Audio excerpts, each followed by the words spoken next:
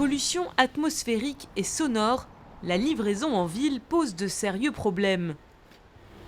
Ce camion, lui, roule au biogaz. En France, il est le premier véhicule de ce type à être adapté à la norme Euro 6. Biocoop, le leader de la distribution bio, en a fait l'acquisition récemment. On a déjà une réduction de 80% d'oxyde d'azote. On a également pratiquement aucune particule fine qui est rejetée dans l'atmosphère. Par ailleurs, c'est un biocarburant. On est entre 15 et 20% de rejet de CO2 en moins par rapport au diesel. Une empreinte carbone quasi nulle, mais aussi beaucoup moins de bruit. Ce qui est très important pour nous, puisqu'on va être amené avec ce camion à faire de la livraison de nuit. Donc au-delà d'avoir un moteur silencieux avec le système gaz, on a également un haillon qui permet donc de la livraison sans bruit. Ce camion est destiné à la livraison du bassin parisien.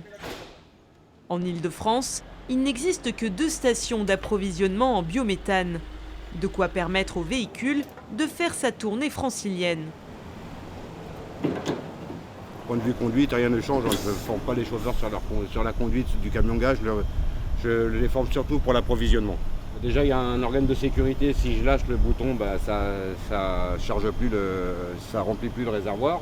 Il faut qu'il y ait au moins 30 bars dans le réservoir, sinon l'approvisionnement ne peut pas se faire. 200 bars pour faire un plein, soit l'équivalent d'à peu près 130 litres de diesel. Cela va lui permettre de rouler pendant 350 km. Une autonomie restreinte qui le confine à de petites tournées, car en France, les infrastructures de recharge sont encore peu nombreuses. Moi qui suis un exploitant de station, je dis bah oui, non mais c'est bien que je peux créer autant de stations que vous voulez, mais il me faut quand même des véhicules qui consomment pour que je puisse amortir mes investissements. Donc il faut qu'on travaille de façon coordonnée pour pouvoir développer la filière et créer les stations en même temps que l'arrivée des véhicules. Un parc automobile majoritairement diesel, un réseau de distribution gaz peu développé, la France est encore en retard en matière de biométhane. Il faut également miser sur la volonté des entreprises de s'équiper de tels véhicules. Ce camion coûte plus cher que son équivalent diesel et le prix du gaz, lui, reste trop aléatoire.